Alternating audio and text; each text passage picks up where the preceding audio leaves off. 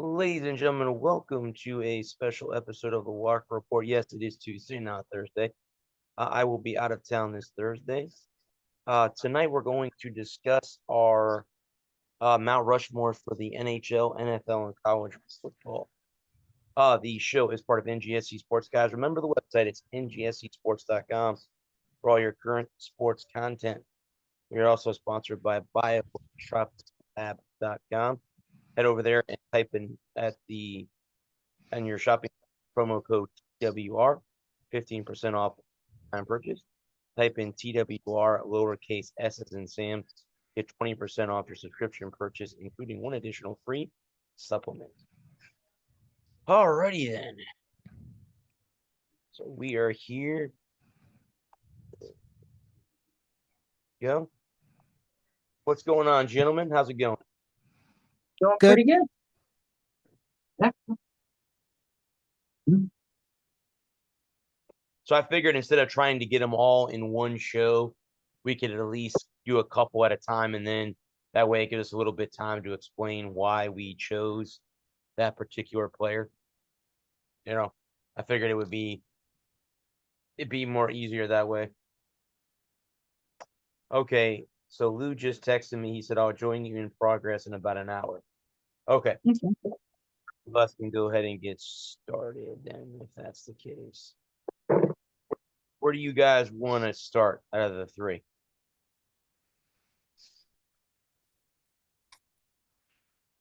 NHL. NFL? NHL. Hockey. NHL, okay, hockey, okay.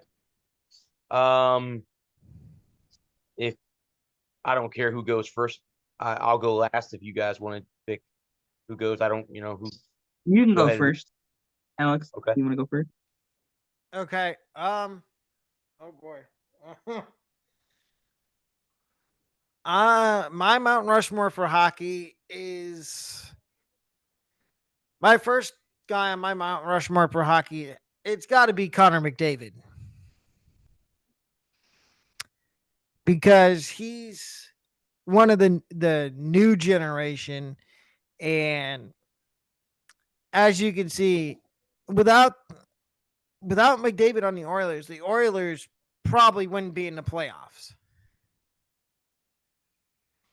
And I think McDavid will win a MVP at some point. My next Mount Rushmore, and this guy might still be playing professional hockey, but I know he's not in the NHL anymore. Jaromir Jagr.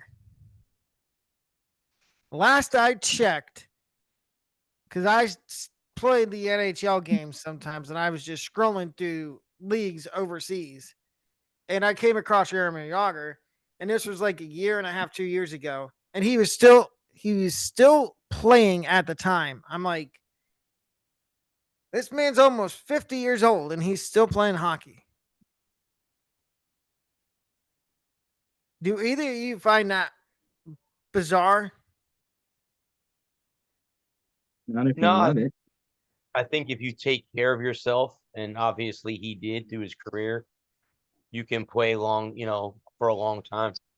But no, I mean, it's not. I mean, and again, you wouldn't think with hockey with that, all the body banging that goes, you'd be able to play that long. But like you said, if you take care of yourself, yeah, you can play a long time. My next Mount Rushmore, it has to be the current core of the Penguins: Malkin, Crosby, Letang, and how long they've played there. And all we've heard throughout the last 3 years is, oh, the Penguins are going to sell at the deadline. They're going to sell at the deadline. They're going to trade Crosby. They're going to trade Malkin. They're going to trade Letang. Has that happened yet? Not to this. I think those three are just going to end up retiring as Pittsburgh Penguins. I don't think there's any way they retire anywhere else. Then I'm gonna have to go with Steven Stamkos of the Lightning, obviously, because he was the one of the longest tenured guys on the Lightning. And I feel like the Lightning.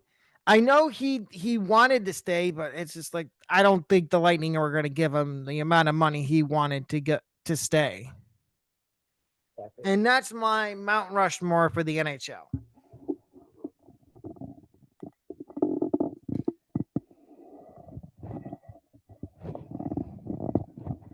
You're more than welcome to go ahead and give yours, Adam. I was just waiting for you to get done with getting your mic situated. I didn't Oh, want to try thank and, you. talk over your mics.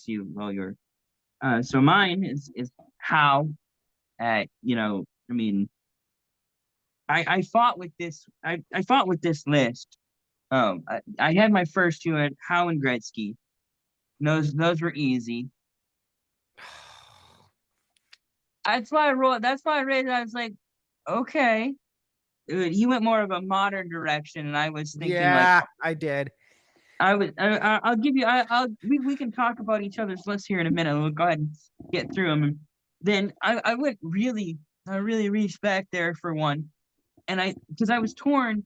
Like I had some guys in mind, but then I thought, it was like, well, executives should be part of this list too. And I thought of the first, the first real executive that really made the game what it is. They put his name on a trophy is Jack Adams. Jack Adams.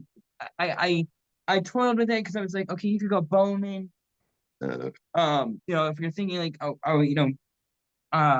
some of the great commissioner, like Jack Adams is kind of if you're gonna put an executive on there, I think you go with you could make an argument for Lester Patrick. I wouldn't argue against Lester Patrick being up there, but I think Jack Adams embodies what it means to be he was an owner, he was GM, he was commissioner, if I'm not mistaken. I think he was the first league commissioner. So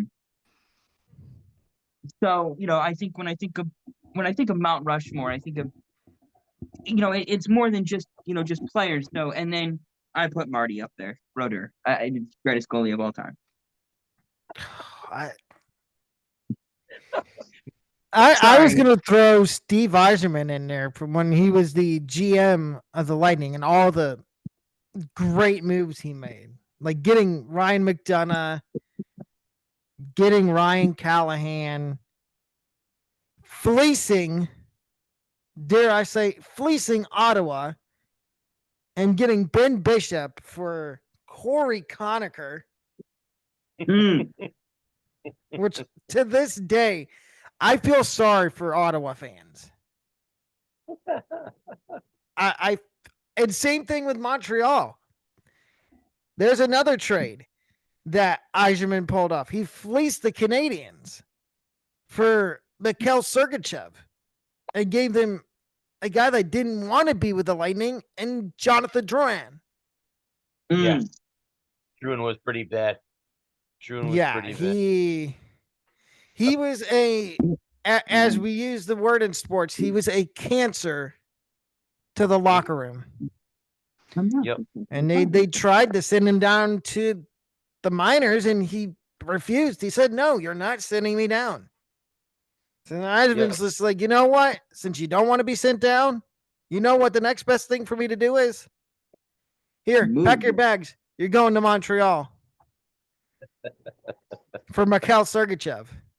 Which then Julian Brisebois, who should be on the Mount Rushmore too, he's made some good trades since taking over for Yzerman. What Mount Rushmore do y'all want to do next? So mine for the NHL is obviously Gretzky and Gordie Howe are both on mine. How do you not put Ovi on that list? Oh. How do you not put Ovechkin up there? And I was thinking about Brodeur, but you know who I took as my goaltender? How about Ken Dryden from the Montreal? And he was the guy, the color guy for Al Michaels during the Miracle on Ice game when the Soviet Right. Union, United States. So, Mhm. I mean, and the Montreal Canadiens had a list of great goaltenders. You know, Jacques Drop Plant, Yep. all of them. Carey Price. But I feel bad for Carey Price. He I do too. He got screwed. some kind of ailment that he has just does not let him play hockey anymore. And they don't Right. know, it's unfortunate because again, he was in that list of great Montreal Canadian goaltenders that we all, and yeah, Mark Store's got to be on there. I mean, there are so many. I mean, we could go through each position and put four guys in position. Yeah, At that, for sure. but I didn't think of. I was thinking of putting OV on mine. It completely did like jumped my mind. I'm like, oh, I forgot Ovechkin. Well, Crosby there too. Again, you had more of a Interchangeable, basically. you had more of a current, and that's fine. A current one because Now, can we do something piggybacking off the NHL, but instead of Mount Rushmore for like good players, can we do the Mount Rushmore for players we absolutely don't like in the NHL? fire away, my man. Fire away. We got an hour. We got a couple hours. Go ahead, fire away. I'm curious to Okay, see who so first, my first Mount Rushmore for players I absolutely can't stand in the NHL, and I think this guy's going to be on all three of ours, is Brad Marchand. the Rats. The Yep, Rats. the Rat. And people are like, oh, because I work with somebody that's a diehard Boston Bruins fan, and I pick on him all the time about Marchand. He's like, the only reason you hate Marchand is because he's on the Bruins. If he was on your team, you would love him. I'm like, Yeah. I'm not so sure about that. The Panther now. So that's number one for me. Number two is going back a little ways. Sean Avery. That he's on mine. So Marchand, Sean Avery, Donald Brashear. I never hated Brashear. Rasheer was kind of the 50-50 guy. He's a 50-50. Brashear was My definitely one of those guys that if he was you hated him on it on the other team, but you loved him on your team. Mm-hmm. now, where do y'all stand on? I call him the Turtler, but it's Chris Neal, who played for the Ottawa Senators. Neil doesn't make my list. And you know what? I'm going to throw somebody else on there. Currently playing Sam Bennett of the Florida Panthers. Again, doesn't make my list. Sam I, Bennett. I think Bradley knows why he made my list. Yeah, no, I exactly why. No, All the I'm not, headshots he's been taking in the playoffs this year, I'm not whether saying it I'm be saying your at list the is Lightning or Toronto or Carolina. And Florida fans want to try to defend him and say, oh, he's just playing the game. That's not the right way to play the game. It's targeting people and hitting them in the head when they're defenseless. cool. I like that. I like that. Go ahead. When So, you're ready, buddy. Adam, who is on your? okay. I'll give you Marchand. I didn't think of him, but I probably would have got there. But mine are and Sean Avery. You had Avery. Avery is the ultimate pest. Yeah, hate him, love him on your team, hate him on every other team. Um, Oh, there was another. Brandon Prust was another one. eh, um, it's Claude Lemieux. I know why. That's going back old times. Exactly why he. That's the reason that the Avalanche and the Red Wings had such a great rivalry. Is that hit right there is the reason. Sorry. Yep. Draper's birthday was just the other day. He turned 53. And then my fourth, kind of a little obscure guy, but Brad probably knows him. He probably remembers from his Calgary days, but it's Mike Commodore. Oh, yep. I always hated Mike Commodore. I hated it. When they signed him in Detroit, I was like, why did you sign him? A couple other guys you could mention, uh Tony Twist, oh, I just had him. Ralphie Torres. Rafi Torres is a good one. Um,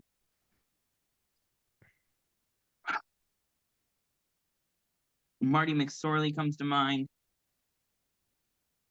Won a Stanley Cup when he left Toronto and went to Montreal. I went to Calgary.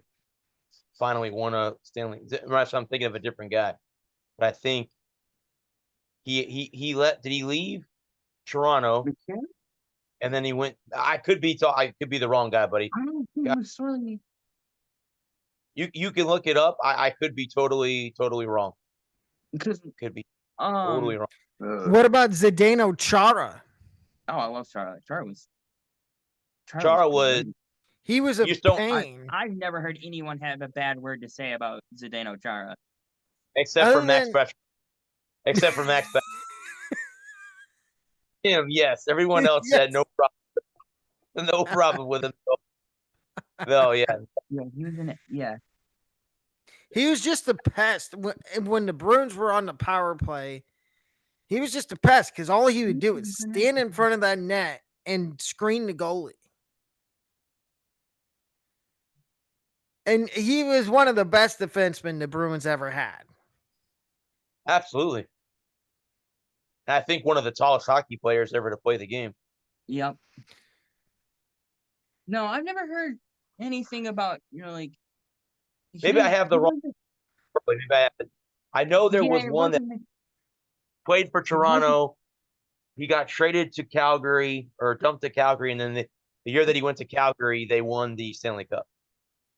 So had been an 89. Okay, if we're talking Hall of Fame for the NHL, who is a first ballot Hall of Famer?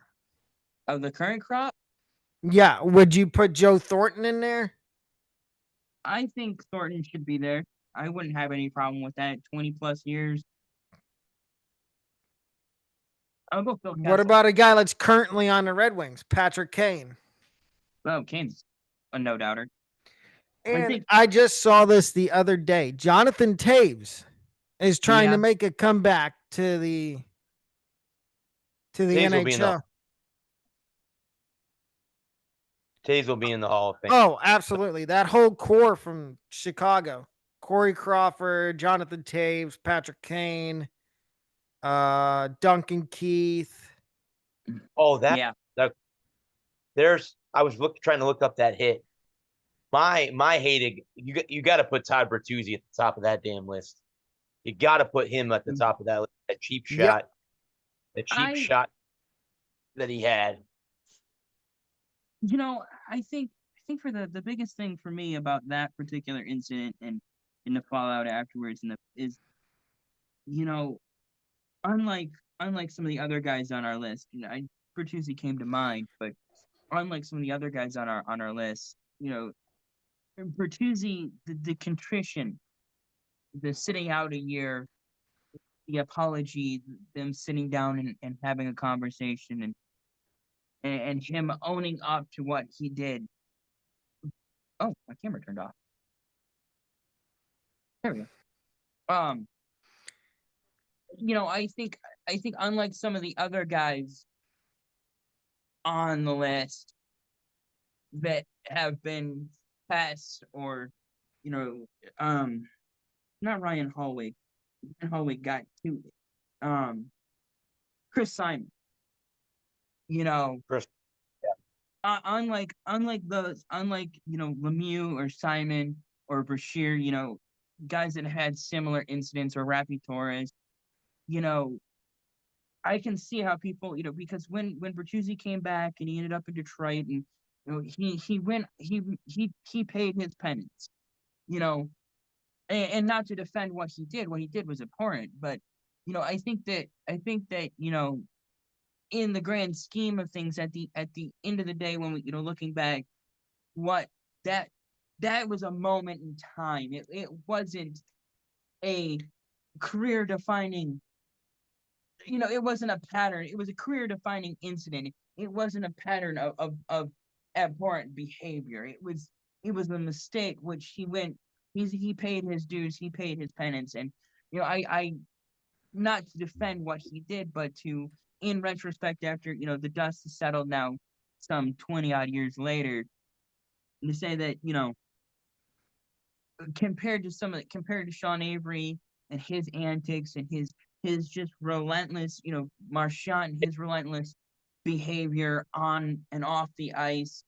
you know I think one bad moment is hard to define a career of otherwise stellar hockey. Yeah. Yeah, Avery's The on. thing with Marchand is he's a repeat offender at what he does, whether it's spitting Agreed. on somebody, Biting people, slew licking footing people, them, biting, Dude. spearing them with the butt end of his stick, biting. which is dangerous. Well, I mean, it's all dangerous. But my number one, and I've never been able to stand this guy, is Sidney Crosby. Never been a Oh, Crosby fan. I call him Crybaby Crosby for a reason. Yep. Never been. I mean, I have respect for Crosby, but I I don't. I hate everybody on Pittsburgh. But Never. after when he in '08, when he refused to come out and shake everyone's hand after they lost the cup, it's just such childish bullshit. Yeah. You know, It is. I get losing sucks, but you know, at the end of the day, you've got to be a professional about it. Yeah, he's Mm. he's and he's had one moment like that in his career too, where he's shown lack of sportsmanship. Oh, so you lost, so I'm going to be a little baby and cry and not Uh-huh. go and supposed to do. That's just, yeah, it's right. It's not right at all. And I mean, he definitely is. That's why I have him where I'm at, where he's at, Yeah, because and he'll yes, will he be a Hall of Famer? Absolutely, he right. will be, and so will Evgeny Malkin and all of the Yeah. guys. Letang, Flurry. I Yeah, have to all say this. I like what all the NHL teams did for Flurry, knowing it was his last year this year. Yeah. cool. It was. It was nice. A Well, I good mean, send you up. you the last game shaking hands with him, and as a goaltender, you're like, a lot of guys that are goaltenders, they looked up to him as they were coming up through this Coming up. Yeah. so. And he was, I think, correct me if I'm wrong, and I don't have my best friend here who's a hockey fanatic. I think he was taken in the first round by Pittsburgh. I don't remember at what number, but he was taken He in round was a first round pick. He was first taken pretty high, if I remember right. in the Yes. draft. So I'm gonna assume you guys believe that he's gonna re-sign with Pittsburgh for one day and then retire as a Penguin. I would imagine that's where he would I wouldn't retire. That would be the right thing to do on Pittsburgh's end. possibly. And then maybe Yep, he you're does right. a He was Marty preferred. Brodeur and goes into the front office or does something within the front office for Pittsburgh. He could end up. He could. There's a lot of places he could end up after he's done, or now that Well, he's or you done. know what? Pittsburgh's looking for a new head coach. Do you think he takes the opportunity to be their head coach? I wouldn't hire him. No, he has no coaching experience.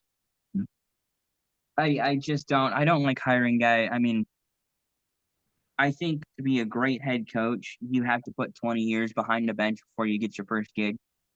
Look I at think, Jeff Blashill. He was head coach for Detroit, and then he went to Tampa and he was with the Lightning for 2 or 3 years, and now he's getting another head coaching job. with Yeah, but he Yeah. was. with Chicago. I forget where he was before he was in Detroit. And I think you need a lot. It takes a lot to be. I really think it takes 20 plus years of being behind, the bench to really learn how to coach and Hmm. coming right. I mean, Gretzky, they hired him in Arizona, and that was a disaster.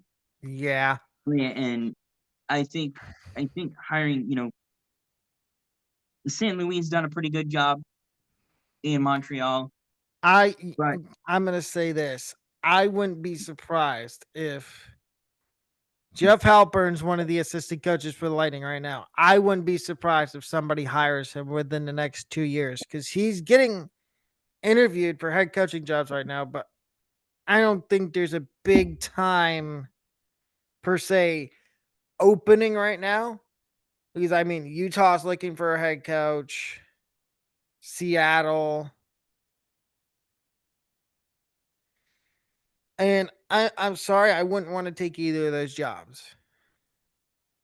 Jeff Blashill started with the Rapid Griffins, right, AHL. Then he moved up and coached Detroit for 7 years. He's been an right, assistant.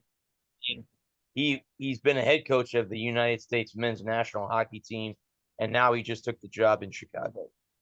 correct. So And it Speaking of helped. that, do do either of you think this is a good hire for the Blackhawks?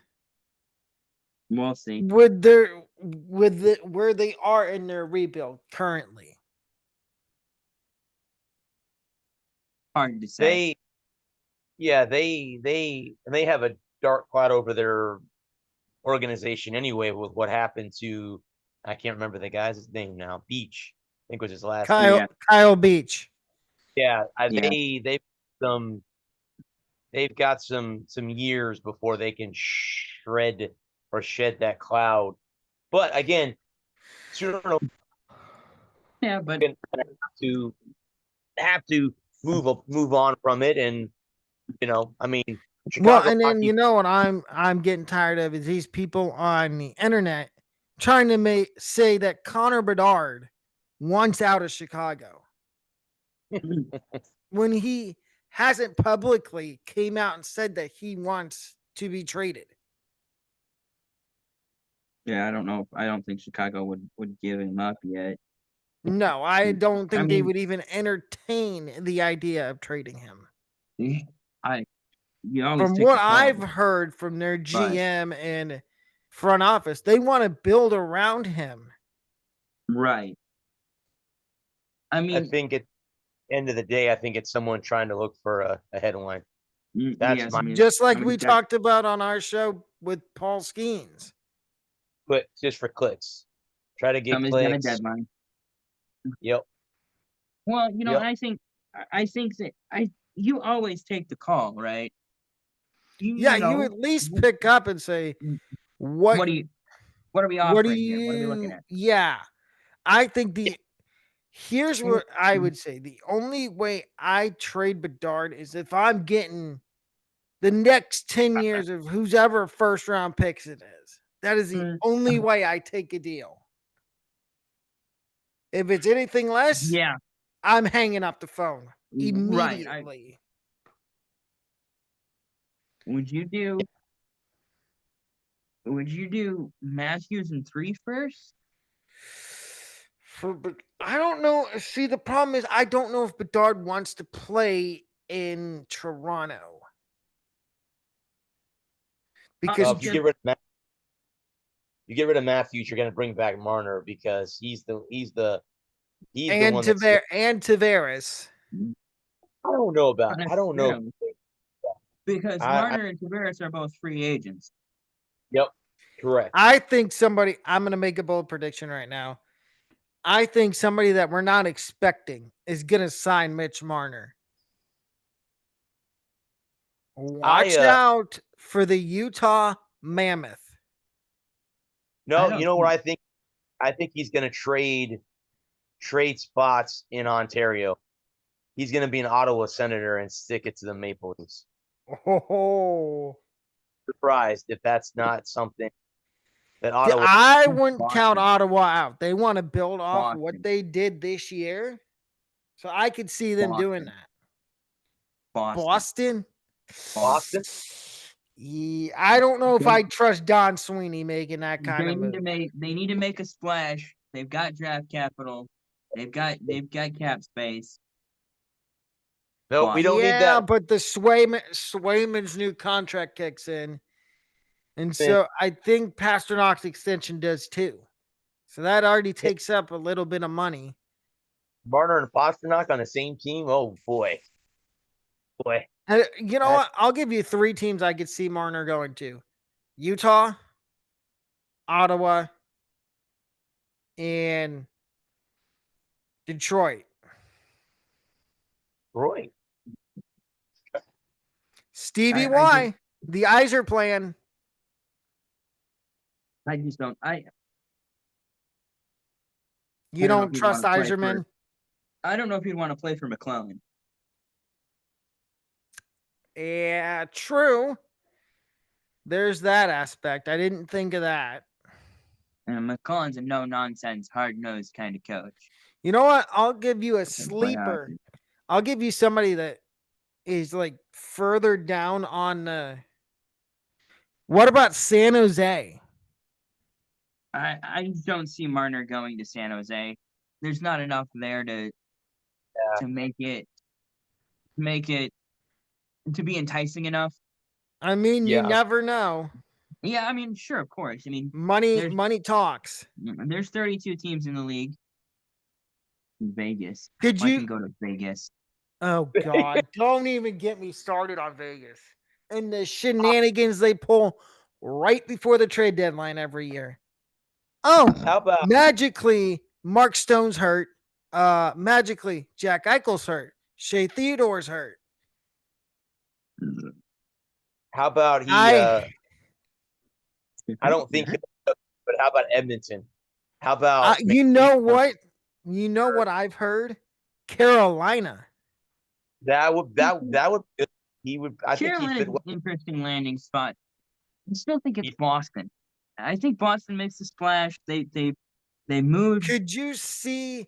And I don't think this is going to happen, but could you see maybe Anaheim, Vancouver? Anaheim's an interesting. Anaheim's building something nice there. Marner could slot in there and be a top 6 forward. Be a number Could one you or see 2. Vancouver because they might lose Besser and Pedersen? Vancouver kind of imploded at the end of this year. Well, and Rick again- Tocchet, their coach, came out and said it was because he made the excuse that they don't have practice facilities. You know, I think for Marner, if he's gonna leave Toronto, he wants to go somewhere where he can win a cup in the next 3 to 5 years. Carolina is an interesting option. Calgary? Any of the 3, either of the Florida teams. How about the The New Lightning don't have the money. No, yeah, he's not coming to Money's Tampa. no obstacle. Lightning We don't can have make- the we money for can- 1, and 2, they have big time free agents they need to re-sign. Yanni Well- Gord. Yeah, if Mitch Marner is available, you don't re-sign 1 or 2 of those guys, and wham bam, thank you, man, you've got Mitch Marner money. Plus, the cap's expected to go up again this year, so It is, Yep. but the Lightning still have a lot of decisions to make. And I was reading an article before we got on. There's 3 players right now they're saying that probably won't be back with the Lightning next year. Luke Glendening, Cam Atkinson, and Nick Perbix, which Atkinson was a failure of a free agent signing. I could see those 3 going, but again, Because the Lightning have too much depth on defense. And people are like, oh no, you need to get rid of Hedman. You need to get rid of McDonough. You need Not to gonna get rid of Moser. we're just too old at the defensive position. That's the issue. I mean, Moser's still young. Moser and Lilleberg are young. I guess if you want to keep Hedman and McDonough, they can kind of I don't see Hedman. mentor the younger. Hedman will retire a Lightning. They're not going to. They let Stamkos walk.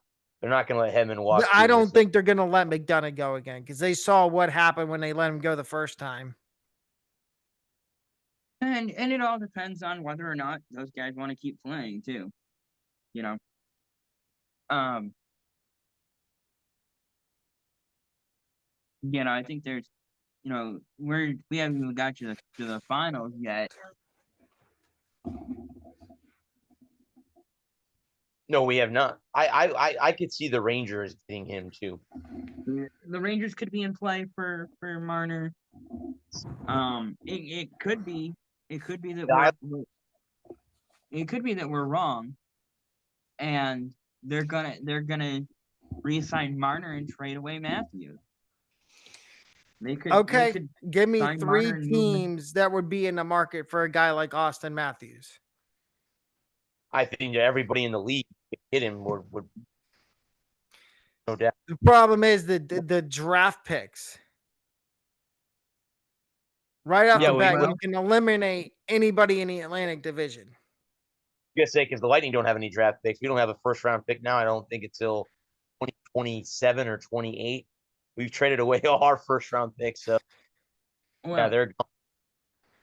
Yeah, and we have one of the bottom 5 farm systems in the NHL.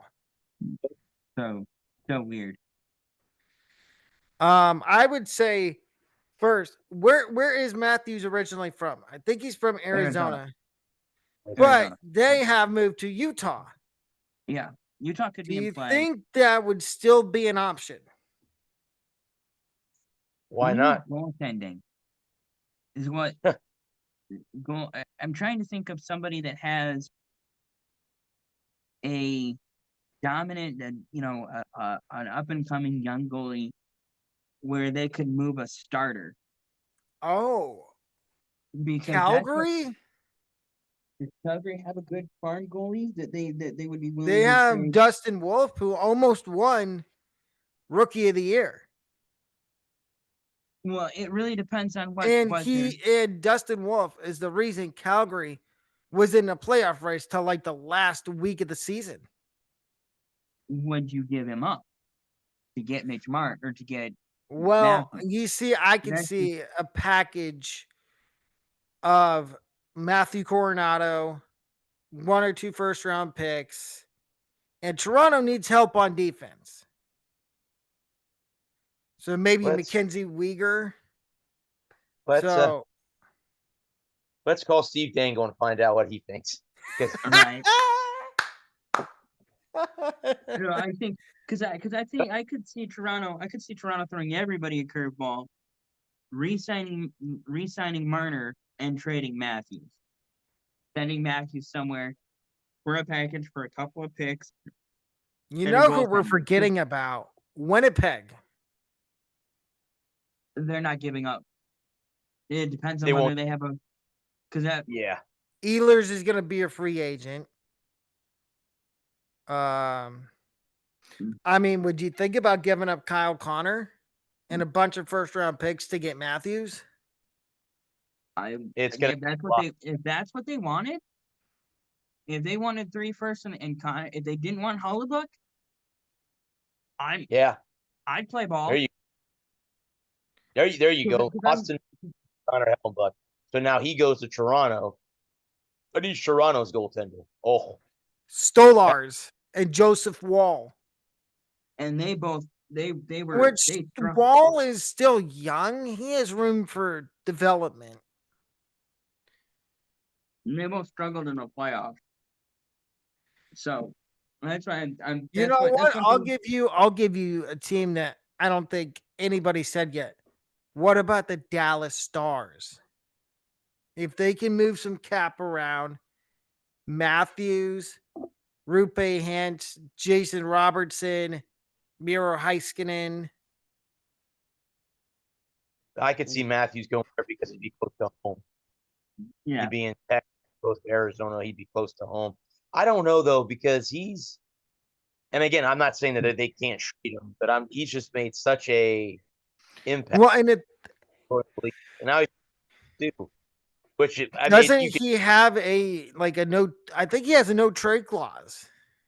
He might gotta have a no trade. I'm just saying, If he doesn't, those, then yeah, I those, would well, think about trading him. But if he does, there's gonna be like at least maybe 7 or 8 teams on that list that he'll say, "No, I am not waiving my no trade clause for that." Because I remember Marty St. Louis when the Lightning traded him. The only place he wanted to go was New York. New York. Yep. Well, and He would not accept a trade anywhere else. I think a lot of guys, I think those no trade clauses are subject to change. And Yeah. Well, and and what I saw something. I saw a video this morning of an old GM that's retired now talking about the no trade clause. And when these guys do an 18 no trade clause, they have 7 of the teams on that no trade clause are Canadian teams. right. Which Nobody wants to go up there and make Canadian money. no. And then the other one, the 8th, is whatever Eastern or Western Conference team. They just said, "Oh, I don't want to go there because of certain factors." Colorado. yeah. Now, Bradley, Mhm. should we go on to you choose the next one since we started with the NHL? You guys want to end with the NFL? We'll go to college football. You do the college Sure. football, Nick. I'll start with my 4, and Yeah, you can agree. Good talk. But I have to put Barry Sanders on that list to share Okay. it back with Thurman Thomas at Oklahoma State. Dangerous. I can agree with that 100%.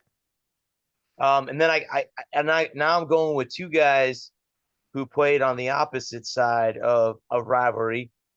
First one, Charles Woodson, one of Okay. the best players at Michigan ever. But then I flipped the script, and I got to put Archie Griffin on that list. He's got to be up there. He's the 2-time Heisman Trophy winner. And then I'm going to go really homer here. Really homer. I got to go Tim Tebow. I got to go Okay. really homer. And Hey, no, I knew you were going to say Tebow. I have to you're go. not wrong. You can't. No, he's not. I'll go last. You could go next, Adam. Okay. So for my throwback, I reached back and grabbed one. I'm putting Bear Bryant on the mountain.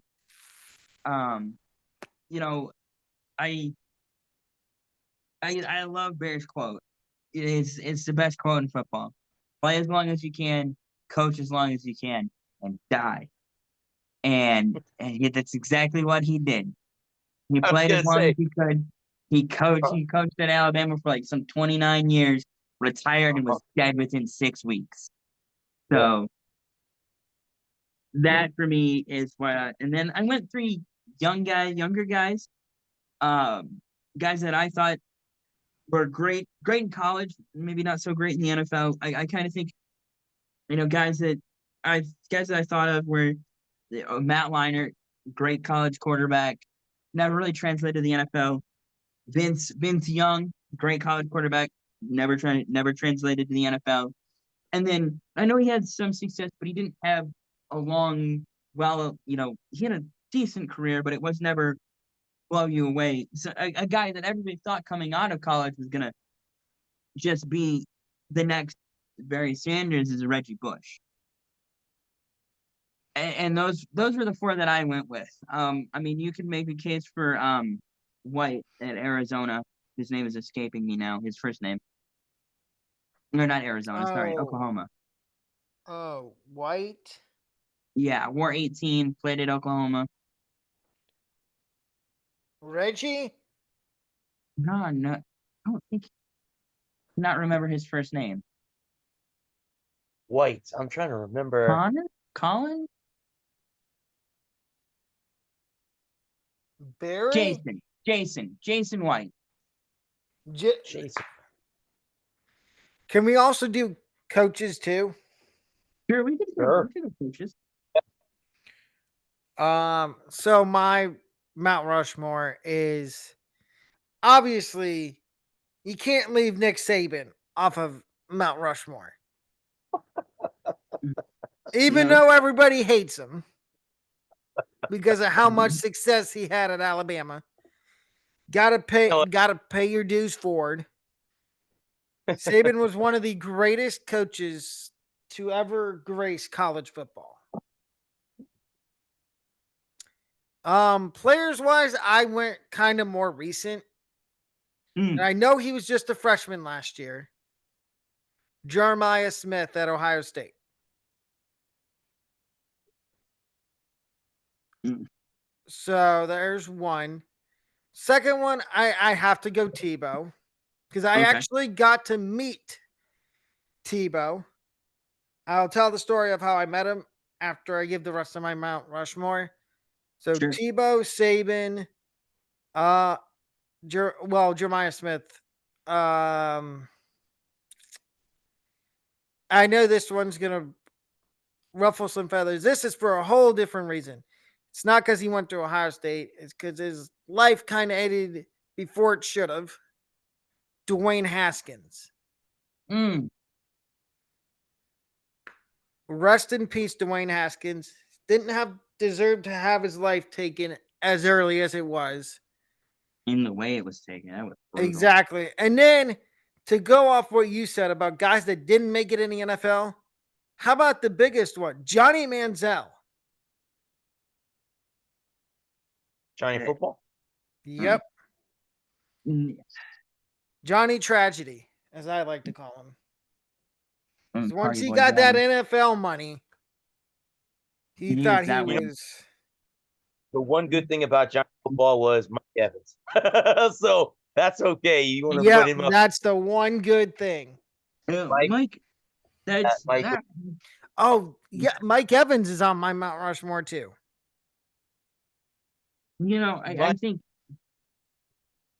go, bud. the thing with Johnny Manziel is the fact that you should have seen that coming. He was that way in college. He was dangerous with the football. In college football, and it's seeing the thing is in high school, you can get away with being a freak athlete because Yeah, you might play 1 5 star a year. Even big time Texas college high school football, you might play 1 5 star guy on defense a year. So you're playing against kids that are half a foot shorter than you, 20 pounds lighter than you. You can run around, be a magician, and sling the ball all around the yard and play basically backyard football. And then you get to college and it's the same thing. You're playing 1 5 star a week and you can play hero ball. You can sling the ball around the yard. Fuck it, Mike Evans is down there somewhere yeah, and and pitch it up and play pitch and catch with your receiver. Like when you get to the problem is that the thing about Johnny Manziel is the thing that if you're gonna be good, you learn within the first year. If you're gonna be great, you learn within the first week. As that football is a job. And the best eat, sleep, and breathe the thing. yeah, And unfortunately for guys like Johnny Manziel, who were just really good at football, they were good at the game of football. They weren't good at the sport of football. And when you get into the NFL and you get to that next level, you've got to be good at the sport of football. Not just at the game of football, but at the sport of football. yeah. I completely agree. And the other I have thing with Manziel was he was a nut job at Texas A&M. He I'm not gonna say he was in trouble all the time, but it seemed like every time you went on social media, there was something going on with him at A&M. Sure. Absolutely. He was a shit disturber at A&M. His whole career, he was a shit disturber. And unfortunately, he got into a bad situation in Cleveland. They didn't Oh, have a strong they didn't have a strong coaching staff. They didn't have a strong core of veteran players that could that could take him under their wing. They didn't have a 5 or 10 year quarterback that he could sit behind for 2 or 3 years and learn the game and learn the sport of football. Same thing with Baker Mayfield when he was in Cleveland. And I think for Baker Mayfield is Baker wanted to, and you can see that in his game and how he's mature. No, I think the thing about Cleveland, Baker Mayfield in Cleveland is he matured quicker. He didn't get sucked into the party lifestyle that Manziel did. Manziel did. Because if you look at the difference between the Johnny Manziel and Baker, Baker Mayfield was brash and bold, but he did all that talking on the sideline. He had one incident where he was in trouble with the law once, and it really didn't affect him the way it ended up affecting Manziel. Yeah. Okay, so let me tell the story of how I met Tebow. So my uncle on my dad's side of the family, this was back when obviously Tebow was at Florida. My uncle on my dad's side of the family knew one of the position coaches at Florida, and it just happened to be at the time the offensive coordinator, Steve Adazio. So we got an entire tour of the stadium, and the funniest thing happened. So we were walking through where the guys go out to go onto the field. We were coming back from going on the field. I mean, we're walking toward the locker room, and walking past us, going the other way, was Urban Meyer going to, I would only assume, probably his office. So anyway, we get into the locker room, and Adazio starts showing us around the locker room, and we just happen to run into Tim Tebow and a couple of the other backup quarterbacks. Got Tebow's autograph, and I can't remember who the two backup quarterbacks were, but we got their autograph too. I got their autograph too. And then I got a couple other players. I don't think the Pouncey brothers were there yet. This was back in like 2011. Percy Harvin? Yep, Percy Harvin. Brandon. I'm trying to think who the backup Brandon quarterbacks. Spikes. You get Chris. Who was the quarterback before? Leak. Chris Lake? Yeah. Yep, Leak. That's right. Brandon Spikes, and then like 2 or 3 other people. And then as we were leaving, they were going to go show us the weight room, and Urban walks by again.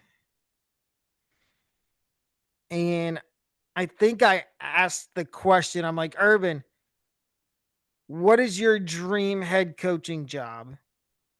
And he said either Notre Dame or, of course, as we know, later down the road, he ended up going to Ohio State. And everybody got ticked off at him because he took a year off because of medical problems. Heart problem.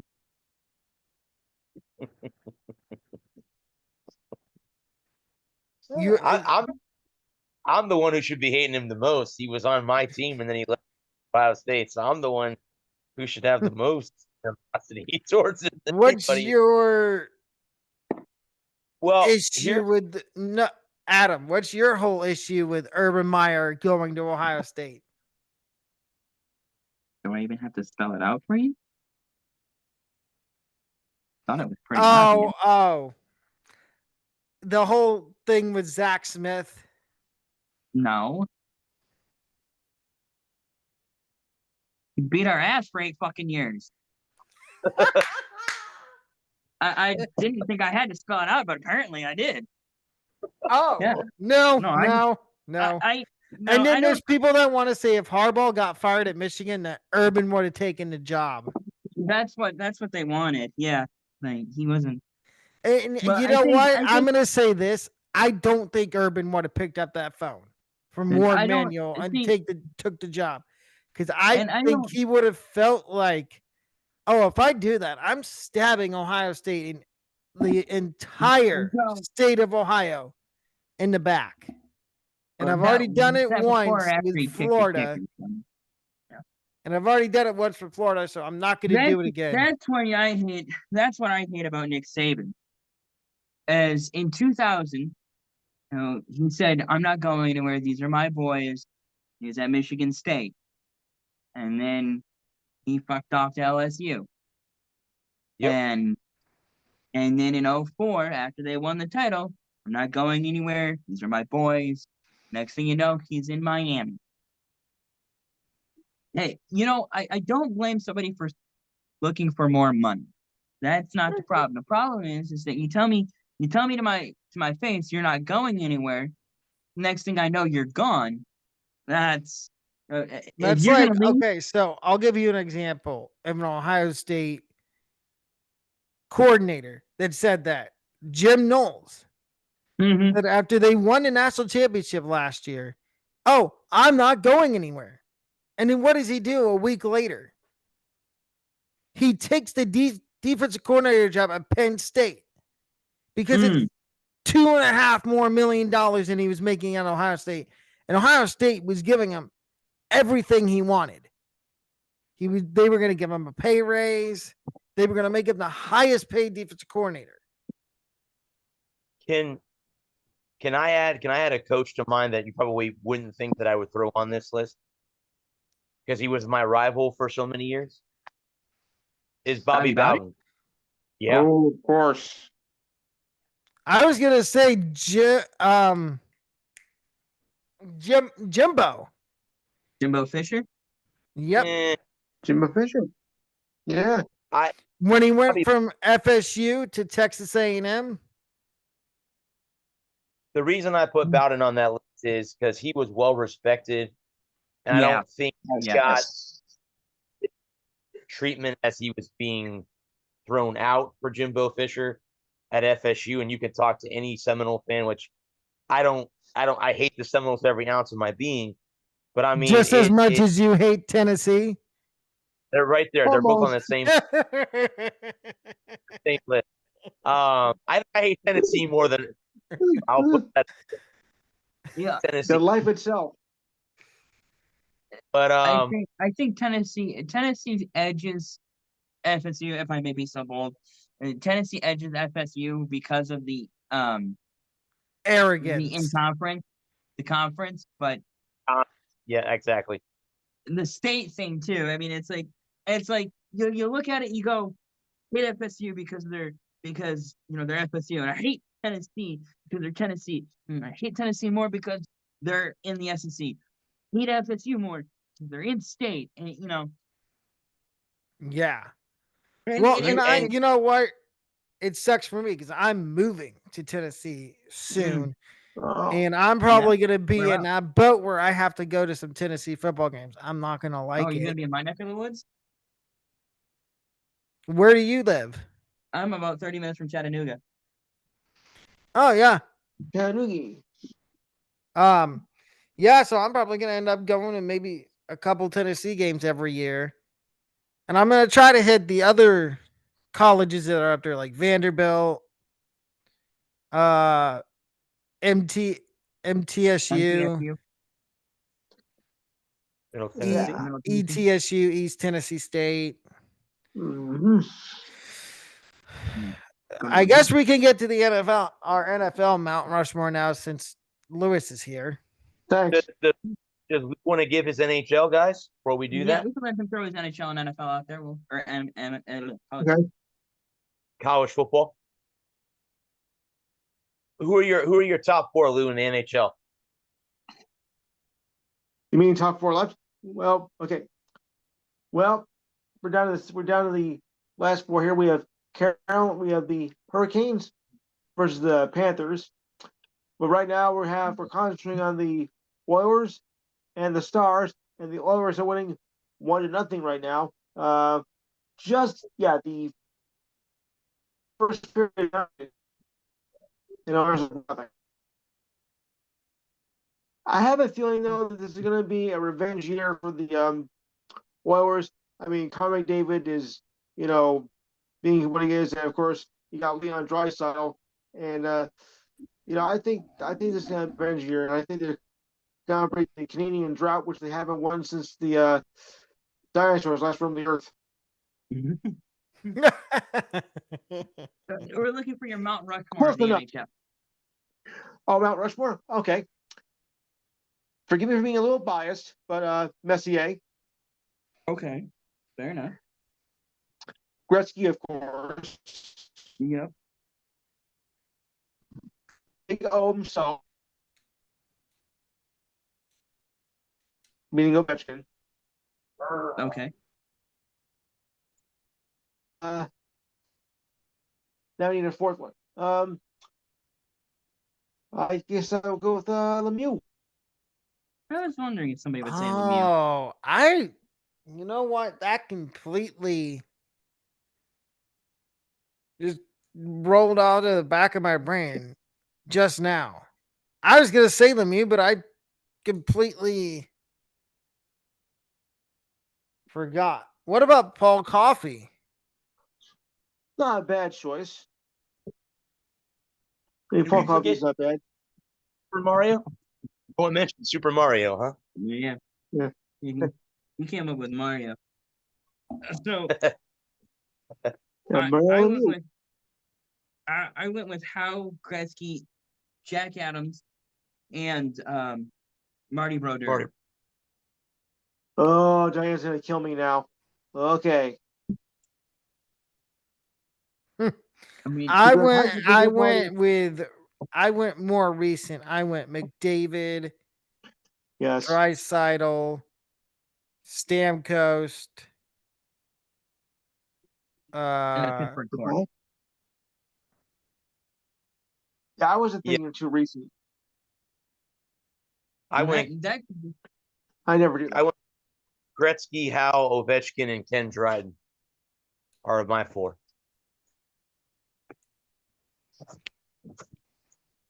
I don't. I think I don't. I don't think you could have. I think the. I don't know. There's a bad core among the group. What about Mark Messier? Lou had Messier. I said Messier. Messier? Okay. I had Messier. Well, I mean, Lou's a Yeah. Rangers fan. I figured he would mention him because Lou's a Rangers fan. So Who wants to go first for NFL? I want to go last.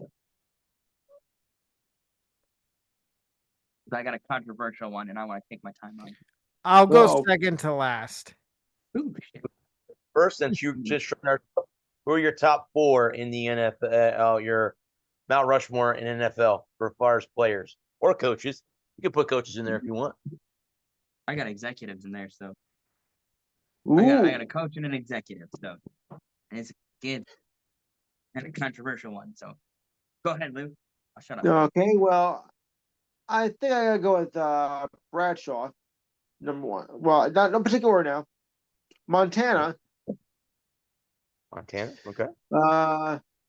Actually, I think I got two for my team because I gotta go with Jerry Rice as well. Okay. Right. And Emmett Smith. Smith, Okay. Not a all-time bad- receiver. Sorry, Not brother, bad. but I know that because my brother was a Sweetness fan. I'm gonna go. My four are Jim Brown, Walter Mhm. Payton, Jerry Rice, and then Tom Brady. you gotta put Tom. The You gotta GOAT. put some. You gotta put some. And after hearing, what's his name? Von Allen basically switch my mind from Montana to Brady. Go watch that video. The man is gotta have him back on the show. I don't even know where he's at right now, but I gotta get him back I on. haven't heard from him in years now, so Yeah. So those are Okay, I guess it's my turn now. Obviously Brady's got to be on there. Yuck. This might be a little controversial. Vontez Perfect. Ooh. Okay. But Because remember, of what guys. he did to Antonio Brown Yeah. and But how it remember, guys. messed up Antonio Brown's career. Yeah. But always Think he remember one thing, guys. His career. He messed him up beyond his career. Yes. What are you doing now? Okay. Man. But you gotta remember one thing, guys, at all times. Nobody's perfect. Oh, thank you. I'll be here all week. Oh, that's a good one, man. Nobody's Nobody's perfect. perfect. Nobody's perfect. Yes. Thank you. I'm here all week. Yes. So those are my first two. Next, this might be Mike Tomlin. Okay. Yeah. Give or take. Because the saying I have is even though the Steelers don't have a really good offense, they always have a really good defense. And they Tomlin their way to 10 wins every year. Never a losing season, man. Quite impressive. Can't go wrong. And then the last one is the Glazer family that owns the Buccaneers. Okay. And it's The whole because family. Whoa. until, well, who, I think it's Jay Glazer that, no. Who owns the bucket? It's the Glazer family, but I don't remember which Yes. one owns the Bucks. I think Jay's the one that's in charge. I think his brother's the one who runs Manchester United. So Jay Glazer. And up until they went out and got Brady and Gronk, they didn't like to spend money. And they put But my whole perspective changed once they brought in Brady. I've been a Bucks fan since I moved to Florida. Right. So there's no bandwagon here at all. And honorable mention, I'd have to go with Joe Burrow, even though he has not won a Super Bowl yet. I feel like he will within the next 2 years. Okay. I like those picks. No problem. Okay. my turn. Yep. Can't wait to hear who this executive is. Yeah. Number one is or the first one is Brady. I mean, 7 rings, all the numbers, The 20 GOAT. plus years. I mean, it it can't be anybody else. Then I have Vince Lombardi, Oh, sure. the master of the modern game. You know, without Yep. Vince Lombardi and his Packers, what they did, football as it is now doesn't exist. And then I went defense, was trying to think of a defensive guy. And the first name that came to my mind, the only name that could be on there, Lawrence Taylor. Gonna say LT. LT. I LT. think I think you can make an argument for Reggie White, whose name just popped into my head, but I'm gonna stay with the first one. I'm gonna What stay with about Lawrence Sean Taylor. Taylor? Didn't play long enough. Didn't have enough longevity to beat out guys like Reggie White, Bruce. Smith. Thank you, Bruce Smith, Lawrence Taylor. Where he would was a you good one. put? Would Rondé Barber be considered somebody you'd put on a Mount Rushmore? Like maybe a Mount Rushmore of corners. I would be hard pressed to find four other corners that would beat him. But that's something that's another topic for another show. We could be here for another 2 hours just discussing corners. So and then my controversial executive. Anybody want to throw out a guess? Ozzie Newsome? No. Oh, Art Rooney? Nope. You got it, Brad? We have the Rooney Rule. I have the name. I'm just. Hang on a minute. I gotta look this up real quick. I got one have more. Okay. Matt Arthur Miller. Blank? Nope. Huh? It's not Matt. Nope. Oh, that's who I thought it Nope. was. Give I'll us a give you that. hint. Oh, yep. Told you it was gonna be controversial. That's very controversial. And Very. the fact that he took what Paul Tagliabue built and turned it into the most popular spectator sport in America. Roger. The Okay. fact of the matter is that in spite of everyone's bitching and constant complaining, they tune in on Thursday night. They tune in on Sunday. They tune in on Monday night. The Super Bowl does numbers comparable to the World Cup on a 4-year basis. Mhm. The fact that he's got games that he innovated and got games in London, Germany, Brazil, Canada, Mexico. And the fact that the Wait game a is minute. safer. I didn't know we had games in Canada. They Hmm. played. They played a couple Well, in Toronto. Buffalo's played yeah. a couple in Toronto, if I remember Well, right. Sarah. Buffalo and Detroit are right near there, so it makes sense. And the fact that he's gotten games on Netflix, Amazon Prime, everything he's done to grow and spread the game, you can love him or hate him, but you can't argue with the results. Right.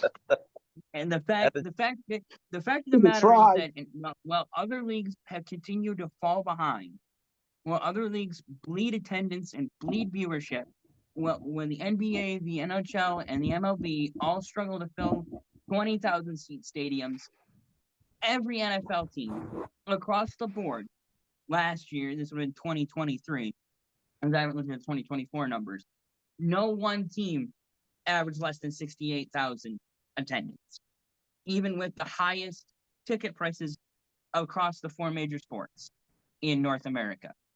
The fact that the NHL, MLB, NBA, NASCAR, horse racing, boxing, even with the rise of the UFC, even as big as What UFC about the rise got, of the WWE? the WWE has not gotten back to even late 90s No. viewership. The fact that the WWE fell off, NASCAR fell off, MLB, NBA has NHL, definitely fallen off. Mm-hmm. well, all the other leagues fall off Mm-hmm. in viewership, in ratings, in watch hours, in media coverage. The one thing that dominates and continues to dominate American sports media is the NFL. Where Yes. would college football be in that? Would college football be like second or third? Second or third, Yes. probably, yeah. And then that's the other thing that Goodell has done. It's a masterstroke. Compared, especially if you look at the MLB, AHL, and MLB, their minor leagues don't draw anybody. The AHL, the minor league baseball, and the G League, nobody goes and watches those games. And you have tens of millions of people across the country on any given Saturday tuning in for Marshall, West Virginia, just because it's football. Why? Because Roger Goodell has invested, and because the NFL, the league itself, has invested in promoting college football. And they've made stars, they made NFL stars out of kids coming out of college, whether it was 30 years ago, was it with Manning and Leaf when they were coming up, or them pivoting to like the big thing was, no, I know that was Tagliabue still at that time, but Goodell, that foundation of goodwill and good sports that Tagliabue built, Goodell has done nothing but improve. And the bottom line, at the end of the day, is the bottom line. And that's what it's all about. Is when the NFL money machine stops going burr, that's when Goodell will be gone, or he retires. And the NFL money machine just prints money every quarter, Yes. and the owners in the league, they, as long as we continue to watch and talk and blog and podcast and do all the things that we do around the NFL on a semi-daily basis at this point, Goodell will be there to stay. Whether it was cleaning up the image of the league, whether it was cleaning up the violence in the game, much to the chagrin of old heads who if you don't have CTE by the time you're 26, you aren't playing hard enough. And certainly your weekly concussion for our entertainment isn't enough. Yeah. You know, generating parity across the league where in the we were, I think it was Buck Blair that I was arguing with last year about the greatest eras of football and being stuck in the 80s because he's in his 60s, so the era that you love the most is the era you grew up in. It's pretty common across entertainment landscapes. Whatever era of a thing you like is the best era. So if it's SNL and you grew up in the 80s, the 80s were the best. Saturday Night Live, for want of an example. And if you look at the NFL now, and the fact that you have 15 teams that have a legitimate shot at winning the Super Bowl going into this year, as opposed to 10 years ago when you might have had 6. When you have this going into 2025, you have 15, 20 teams that have a legitimate case to make of making the Super Bowl, let alone winning it. Whereas 20 years ago, when he first took over, you had 6 or 10 teams, maybe, that you could argue had a legitimate shot of winning the Super Bowl. If that isn't greatness, I don't know what is, especially from a executive standpoint. As a league executive, growing the business, growing the brand. If you're the CEO of your company, if you're the face of the brand, if you're the McDonald's CEO, your job is to find locations in places that are underserved or are not served by your competition, and building franchises and growing the business. And that's exactly what the NFL has done. They've found places that were underserved, like Las Vegas, an underserved, underrepresented market that would draw fans on a weekly basis, as opposed to Oakland, which was not drawing fans, was not generating revenue for the league. Yes. I could go on for another 20 minutes, so I'll let somebody else get in here and tell me why I'm wrong. I was gonna throw in something. What about the Chargers when they were originally in San Diego, and now they're in LA? Yeah. Well, it's not much of a difference. I mean, LA and San Diego are very close in proximity, The thing is that San Diego, the problem for small markets is they just don't have the money. They don't go. You can't generate the kind of revenue that an NFL team needs. The Indianapolis and Green Bay. You have to generate revenue. You have to. And St. Louis, San Diego, does it suck for the fans there? Sure. But if you got shitty owners who don't care about the product, you're losing your franchise. I think that's the thing that's very clear under the Goodell regime, is that if you don't care about the product on the field, if you're not trying to create good football, a concerted effort to create good football. And we're not talking about a slump, a bad year or two, or if you take your team and you teams that have been talked about having their ownership change, Detroit, Jacksonville, the Commanders, Washington, forcing bad owners out, creating, making up a scandal to get them out if you have to, Not kidding. Well, or can we throw baseball in there for a second? The Rays and the Athletics right now. Yes. that are having. Well, the A's have a new stadium in Vegas. The Rays, is it going to be Orlando? Is it going to be Tampa? Is it going to be Nashville? Is it going to be Utah? Is it going to be Oregon? Is it going to be Charlotte?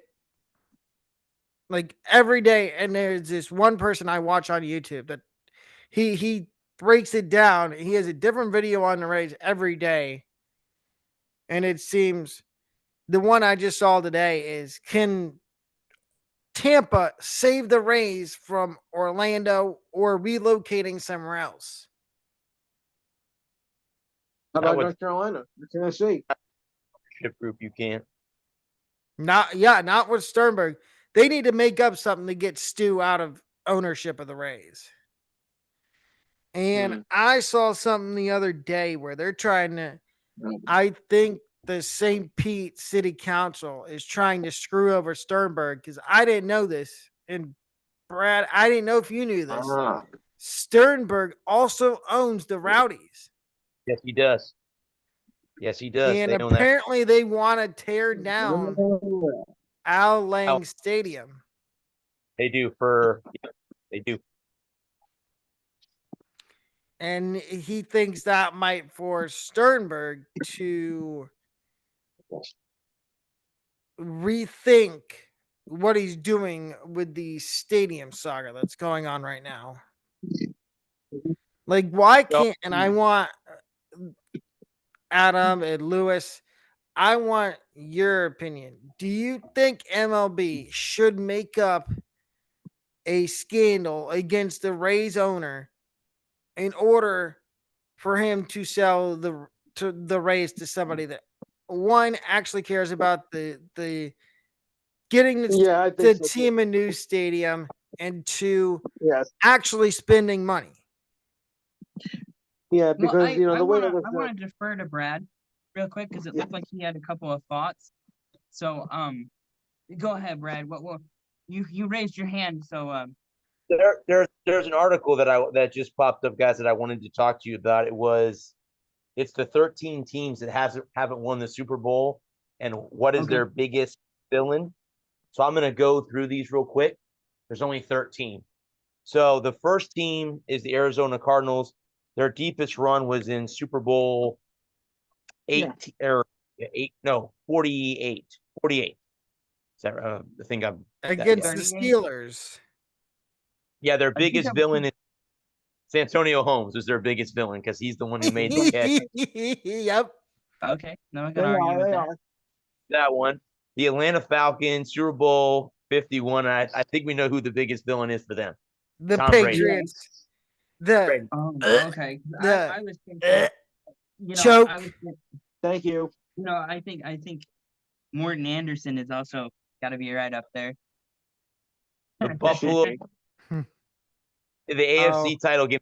I think I know this one. The goalpost. The wide right. No, they're Yeah, biggest the villain. goalpost.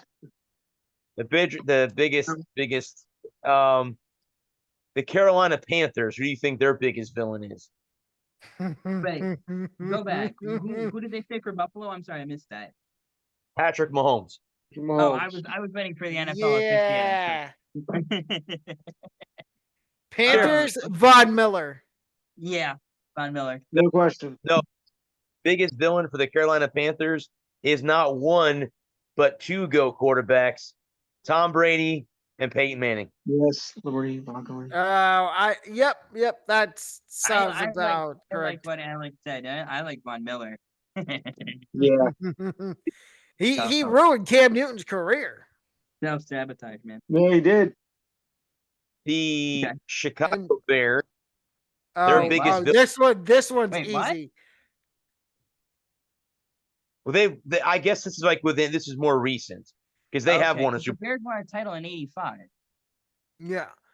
I More know. recent. I think I have a clue what this one is. Go ahead.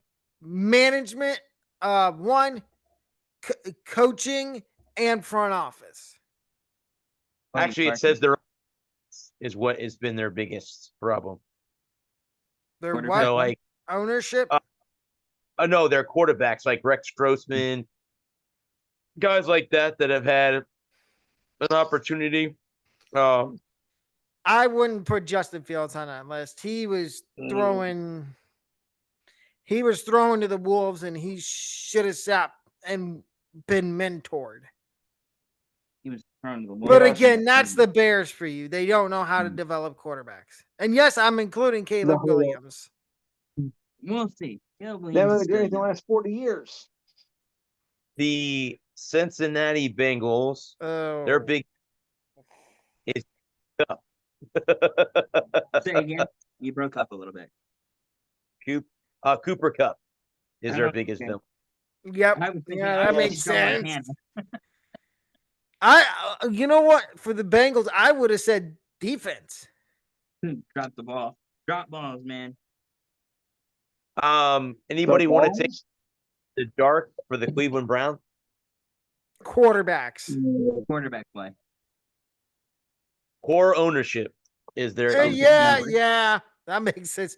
Jimmy Haslam. The Haslam family. Yep. Yeah, again, like some of these teams on this list have won. The Dallas Cowboys, what do you think their biggest Oh, villain? easy. 2 words. Jerry Jones. Ownership. Yes. Yeah, it's actually pressure, but it is Jerry Jones. You could just throw that in there.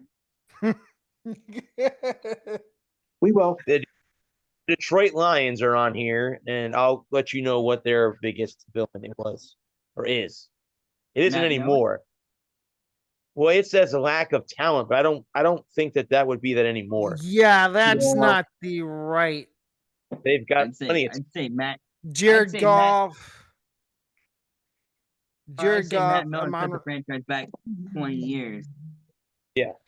or Matt Patricia, the 1 year he was the head coach of the Lions. Yeah. 2 or 3 years. 2.5 years, I'm pretty sure. Which he should have never been a head coach. No. And you know what? It's funny. He's now the defensive coordinator at Ohio State. That's a Is he? joke. Yep. He's a great coordinator. Yep. He took Jim Knowles' spot. He's a kick-ass And we coordinator. also lost our offensive coordinator, Chip Kelly. And now Brian Hartline is our offensive coordinator. So I'm interested to see how that works. 2 new coordinators going into next year and a new quarterback. That's something we could talk about the next when the season gets closer. is the Houston Texans. Who do you think their biggest villain was? Deshaun Watson, who No, shouldn't be in the NFL anymore, need I add? It's the Kansas City Chiefs, who they've in the playoffs a bunch of times. Oh, you mean the Chiefs that get bailed out by officiating? That's what they say. Just saying. And nobody The wants next- to admit it. Yes. The next one is the Jaguars. Who do you think their biggest villain was? Or is? Quarterback play? Was. Shad Ownership? Khan. Shotgun. Yeah. The Patriots beat them in the AFC Championship game. What a game. Brad Bortles run Jaguars. Blake. Blake Bortles. I'm sorry, Blake. Yep. Yes. Well, here's the Los Angeles Chargers. Anybody want to take a guess? on what Coaching. they're- San Diego? San Diego. Actually, what they say is bad luck. And really, they have. Bad luck. They- Yes, they have. They have had very bad luck. Or no luck. They have the worst luck at the worst times where they'll have a bad play, a field goal, something go wrong at the wrong time to cost them football games. Well, I think back to it in 07, 08, whatever year it was. The best defense, the best offense, best defense in the league, and the 32nd special team. Yep. I'd And be they went interested to 8-8 and see missed what the playoffs. I'd be interested to see what the Dolphins is. They're on here.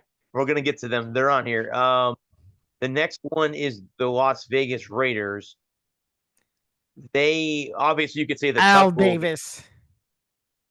they say their biggest villain is the draft.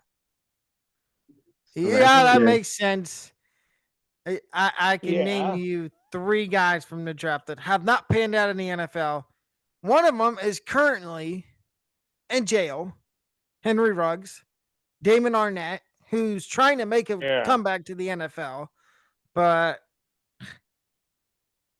who knows if that's going to happen. And then the biggest bust of the decade, Jamarcus Russell. Gonna say you can't talk about the Yes. Raiders enough about Russell. Yeah, no, that's definite.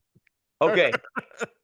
So the next team, Miami Dolphins, and I don't know if I agree with this because I want to say Tua. no, it's not. No, Their biggest villain is coaching, which I don't Yeah, understand. yeah. No, it is. Yeah, Over the last 20 years, I was yeah, gonna. Would you say coaching? Yeah. I don't hate that. I really like the guys that they have there. I think it's fun, but I don't know if he can be. Oh, you I mean don't know. McDaniel? Yeah, he's fun, but fun I doesn't. think they're thinking of the guys before McDaniel. Right. No, Jason Garrett was never Dolphins head coach. No. Brian Flores.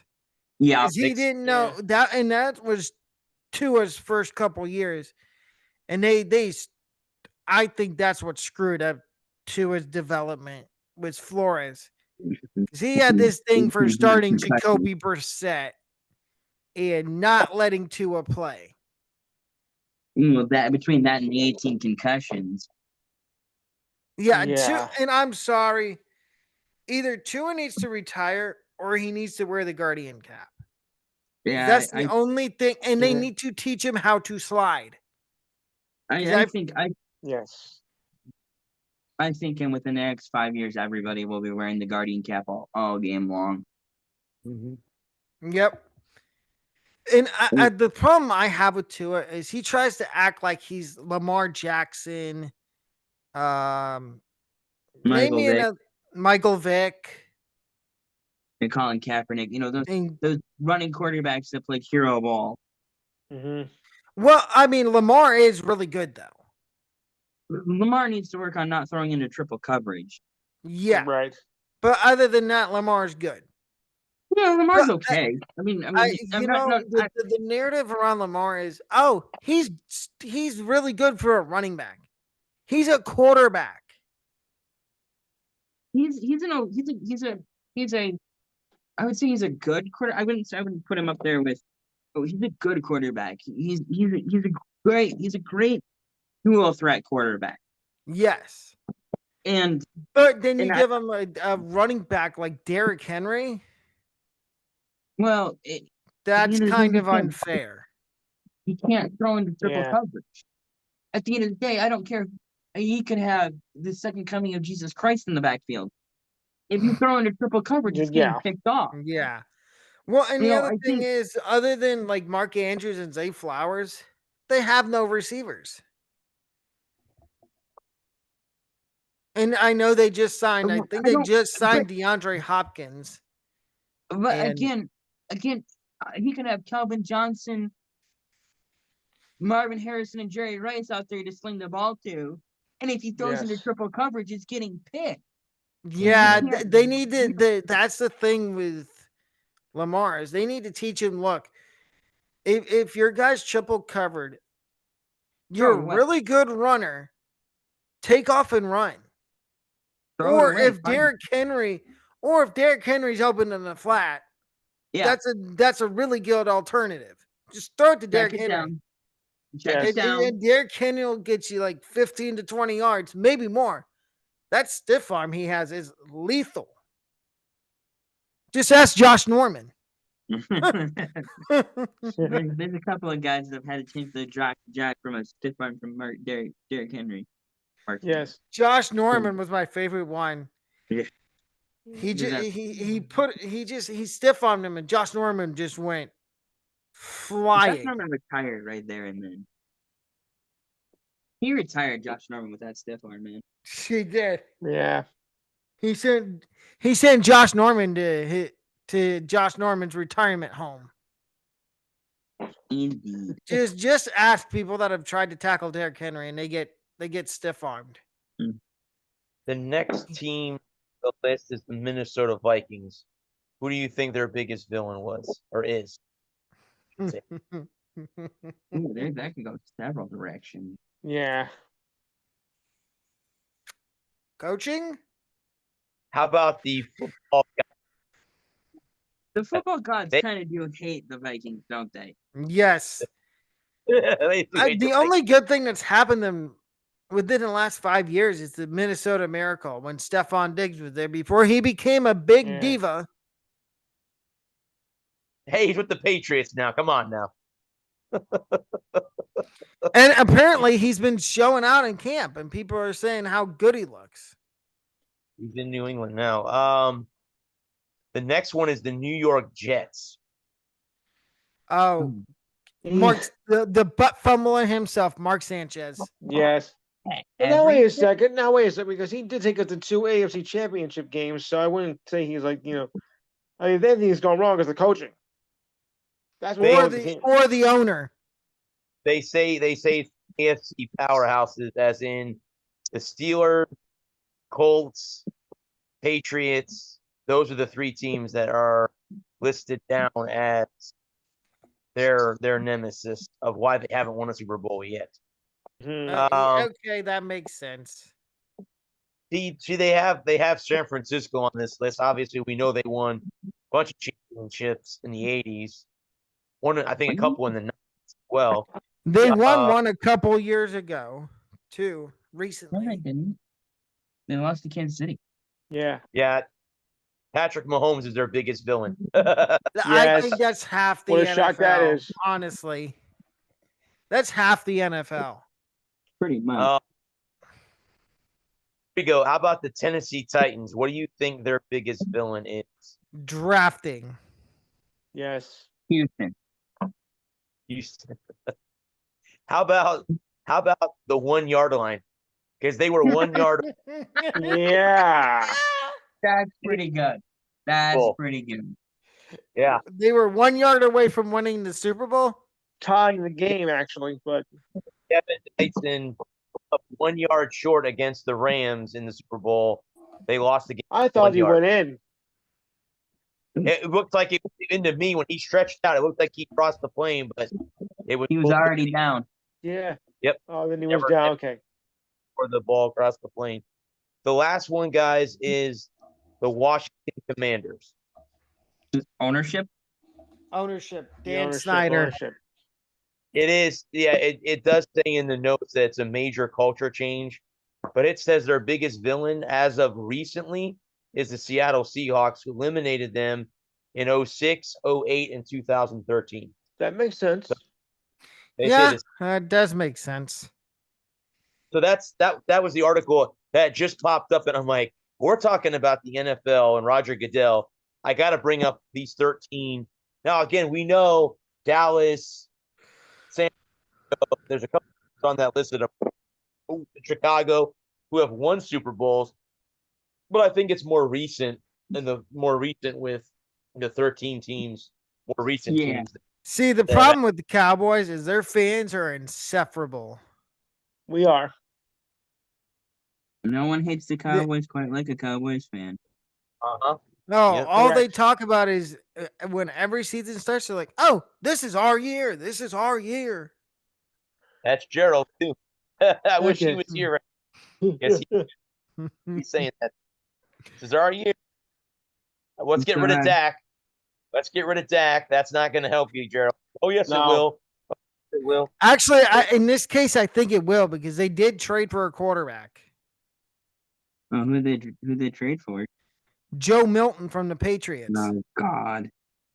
Okay. That's not going to work either. No. And now people are saying, "Oh, the new Joe Milton 2.0 is going to be Deshaun Watson." I'm just like, first of all, what planet do you live on thinking that Deshaun Watson's going to be Joe Milton 2.0. Venus. No. No Deshaun planet. Watson. out Deshaun of the- Watson should not be allowed in the league. Okay. I agree. But it's You're Roger pumping- Goodell. He gave him a little slap on the Goodell's a wrist. schmuck. What do you want? He's a schmuck. Exactly. See, he should not be allowed in the league. But yet you'll let guys like Michael Irvin in the Hall of Fame, or not saying that Deshaun Watson will ever be a Hall of Famer, but I'm using this reference because as I know Brad knows this, but I don't know if Adam and Lewis, if you know this, they finally let Pete Rose, they finally unbanned him. Yeah, but they'll still never win the Hall of Fame. Never. And that's the problem. You're going to It is a let problem. Barry Bonds in the Hall of Fame, Kurt Schilling, who did PEDs Yeah. in the Hall of Fame, but you're not going to let Pete Rose in the Hall of Fame. Yeah, it doesn't make sense. I don't condone what Pete Rose did, but come on, he's done a lot less crimes than what others have done, and they're in the Hall of Fame. This doesn't make any sense whatsoever. If it was up to me, yes, I would let him in the Hall of Fame. To my the commissioner. I would too, and I would ban all the guys that did steroids and say, no, you're not allowed to be in the Hall of Fame. They'll Yeah, get I in. wouldn't let him. It'll be an I- asterisk. Yeah. Like they gave Roger Maris when he broke Babe Ruth's home run record. Or Barry Bonds when he broke, was it Mark McGuire? Yes. They were all juicing, so Don't get me wrong, He broke- Barry Bonds was really good. But I think he would have been better if he just stayed off the roids. A lot of them would have. He broke it's- Hank Aaron. It's not because it's not natural. No. And there's still guys doing it right now. There's just a guy in the Phillies suspended 80 games for taking weight loss PEDs. Supposedly And weight loss. yeah, supposedly. And his thing he said is, and this is coming directly from Jose Alvarado, who pitches for the Phillies. When he was asked about what PED he took to get popped and suspended, he said, I took a weight loss PED because I'm quote unquote fat. Yeah, but a steroid won't make you feel any better, though. Nope. No. And he said, and the other thing he said in that is he drinks a lot of coffee. And I think we all know coffee ain't particularly healthy. No, that's not the worst thing either. It's not, depending on how much you have. Correct. But these baseball players, Just like wacky tobacco. mm-hmm. But no, you should know, and these doctors, they lie. They say, this drug, this whatever it's called, is not banned in the MLB or NFL, and you take it and they drug test you and they say, oh yeah, this is banned. Well, you're the person you went to just told you, oh no, that's not banned. we don't know that. They could have said it's banned and they decided to take it anyway.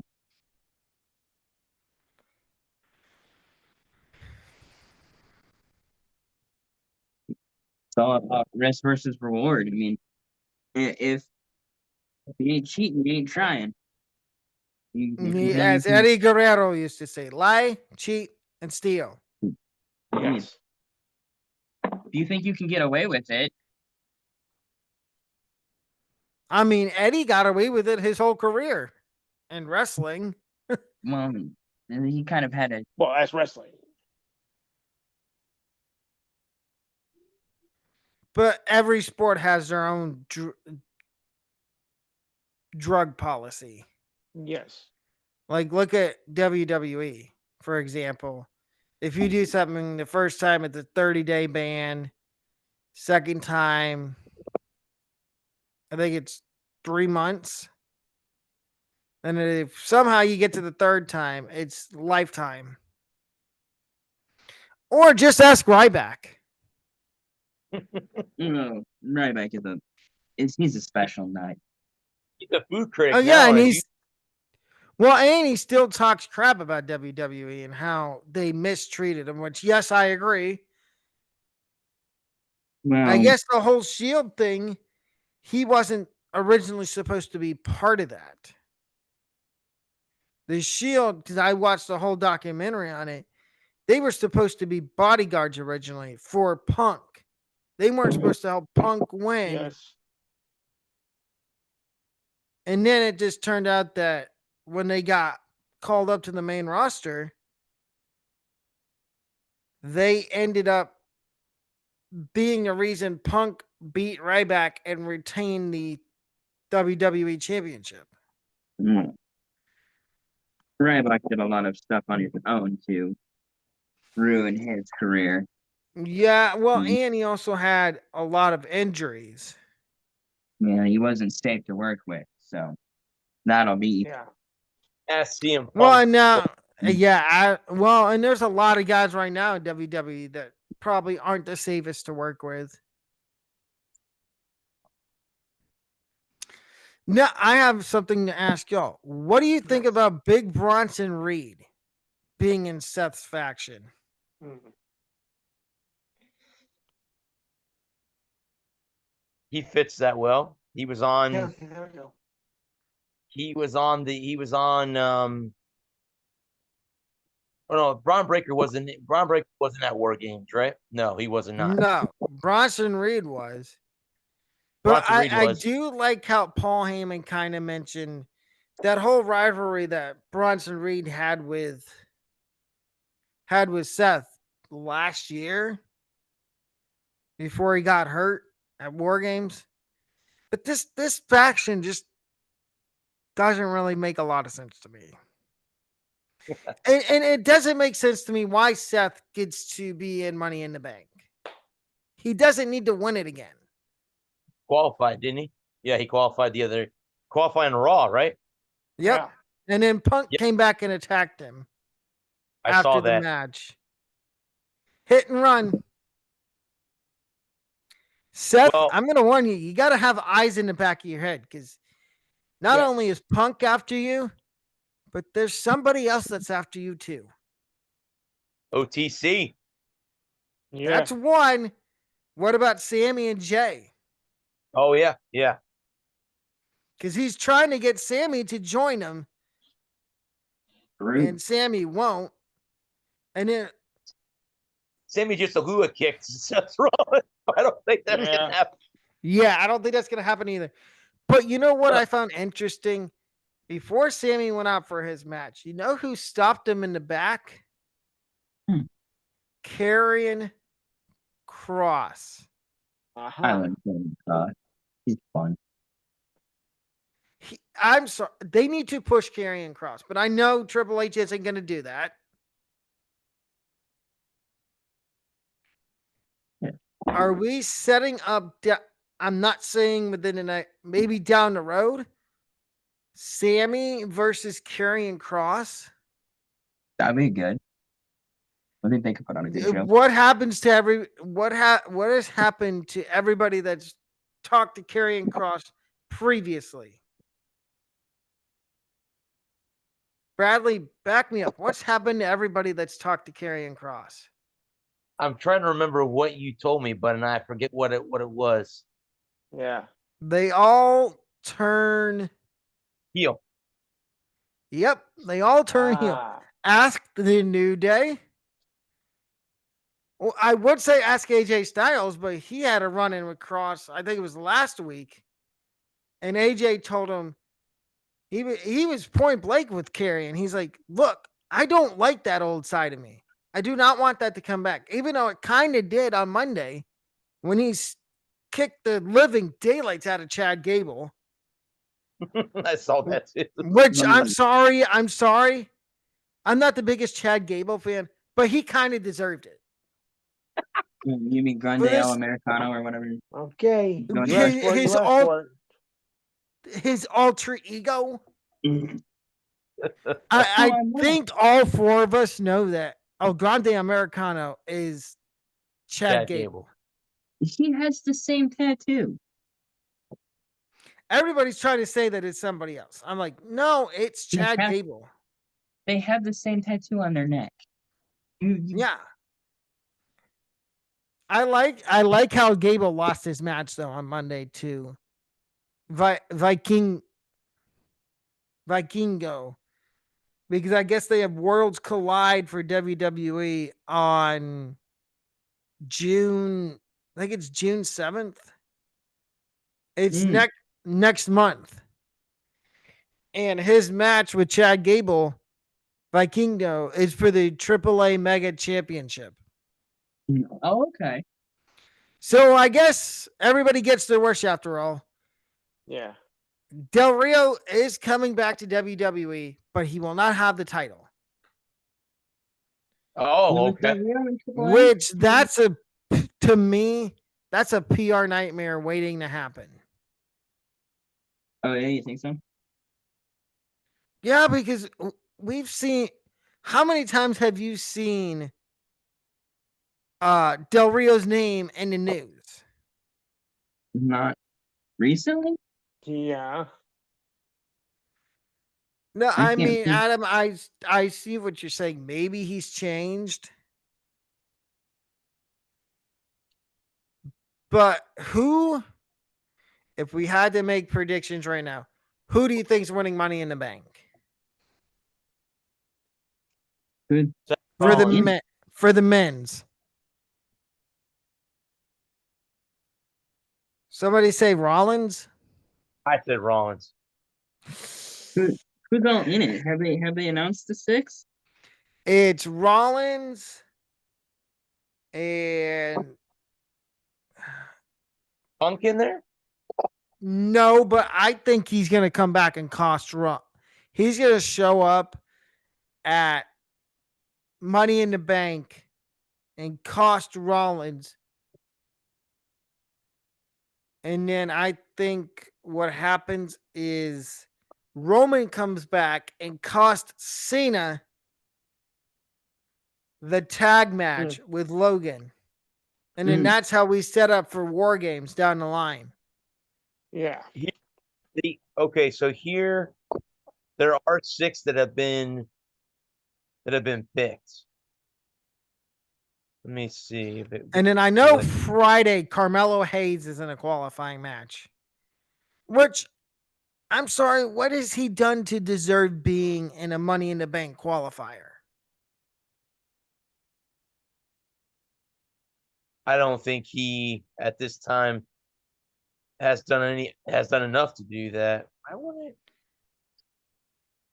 wouldn't Well- hate if he won it, honestly. Yeah.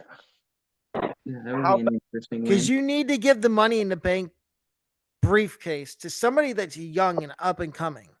So I far, agree. there are only 4 that have qualified. It's Solo, LA Knight, Penta, Oh, and Seth. Penta Those are could the win only- it. Why is Solo in it? Why? They gotta have 6 guys. Who Yes, else? but what has he done to deserve it? Nothing. Nothing. He's a And worthless waste of space. I hope four- Jacob cost him the match. I The hope four- Jacob gets involved and cost him. The 4 women so far are Alexa Bliss, Roxanne Perez, Rhea Ripley, and Julia or I'm not sure if I'm pronouncing- Julia. Julia. Okay, I thought it was cool. those have been You know what? For a Last second here, not to get off track with the men's, but there's a little interesting tidbit with the women's. Okay. We might be seeing a team of Charlotte and Alexa Bliss. That could be interesting.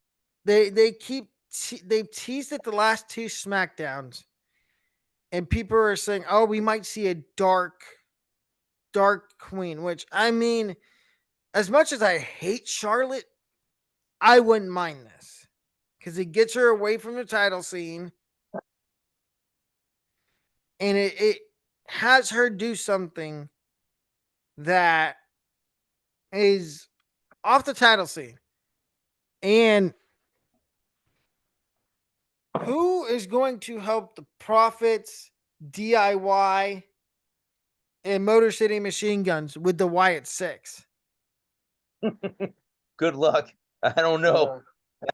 That's a good question. It really depends on how they book the Wyatt Six.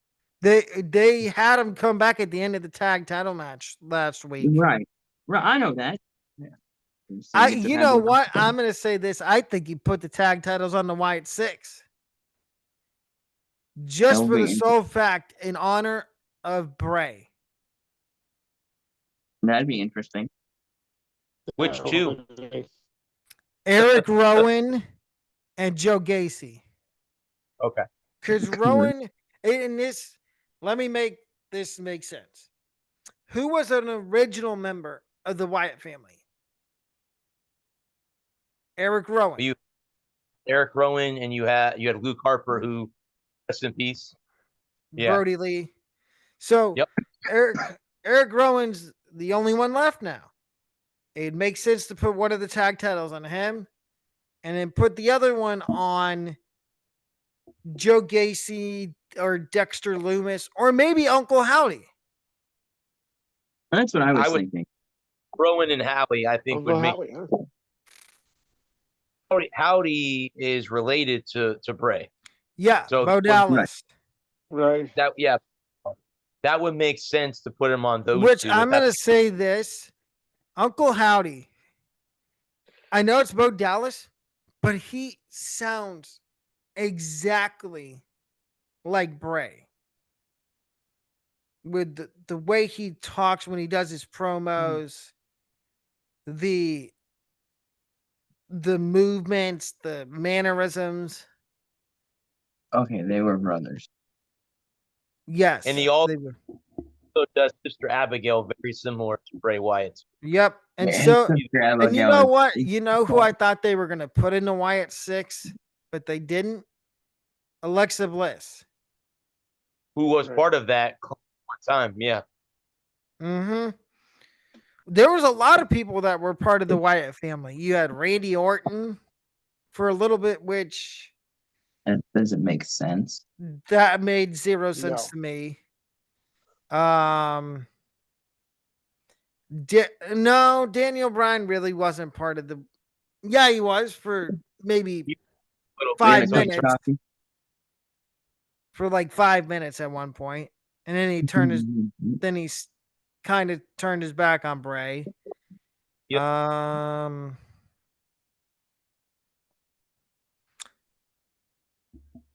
I mean, Daniel Bryan was with 2 different members of the Wyatt family.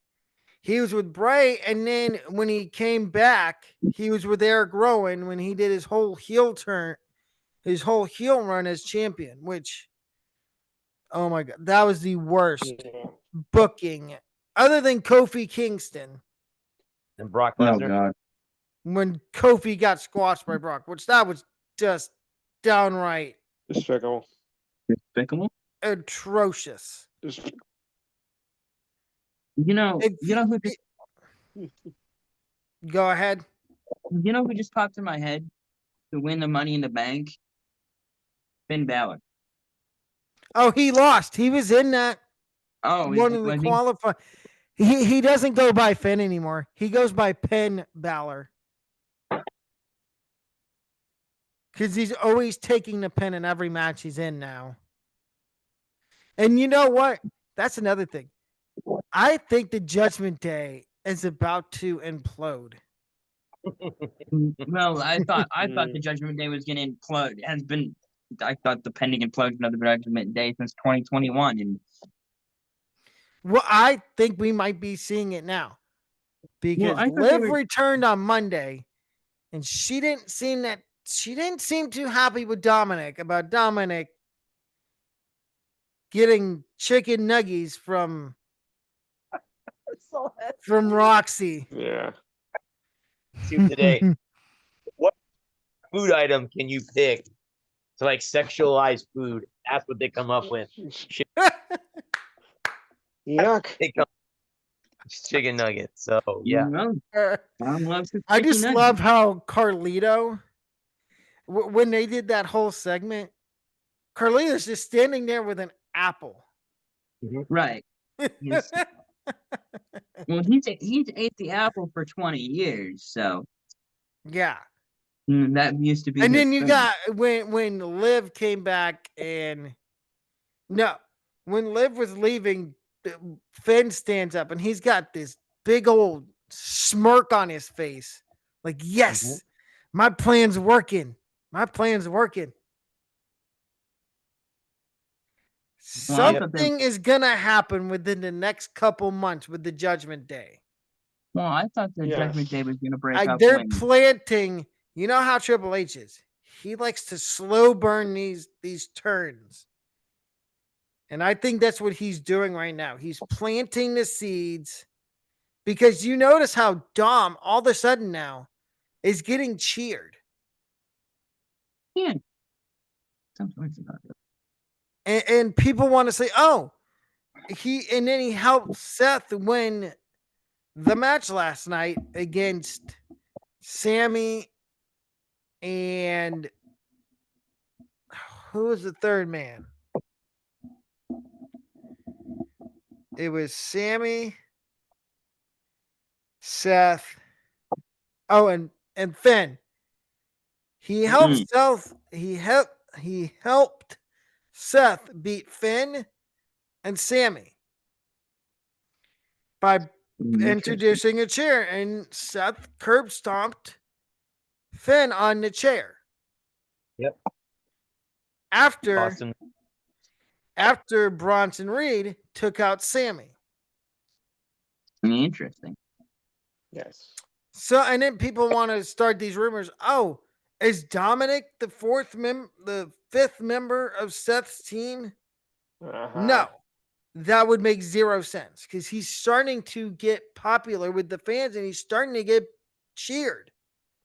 he's gonna be Just a like face. a guy on, huh? He's gonna be a face. Oh yeah, Dominic's they're gonna turn it. There's no question they're gonna turn him face. Just is he gonna be the leader of the face Judgment Day, or are they just gonna put him in singles? We've got a title. I'd say if he's Intercontinental Champion, I'd say singles. Well, we'll have to wait and see. Well, and then the other one is SmackDown. What are they doing with Jacob? Because he is very over with the crowd. And people are saying, "Oh, the old Solo's back. The Solo that was hilarious." I don't care which Solo it is. Jacob needs to be as far away from Solo as humanly possible. Yeah. Solo's just a leech. Yeah. Now, the unknown is JC Mateo, also known as Jeff Cobb. We don't know what the book is still out on him.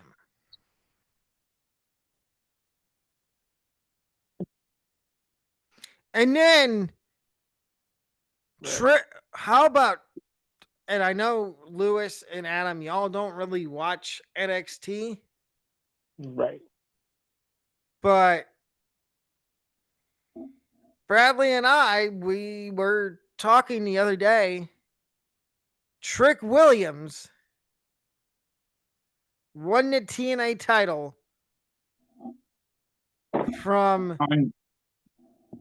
on Sunday in Tampa from Joe Hendry on an NXT pay-per-view. Yep. Huh? I think I don't know when. Bradley, can you look up when Joe Hendry's contract expires with TNA? Sure.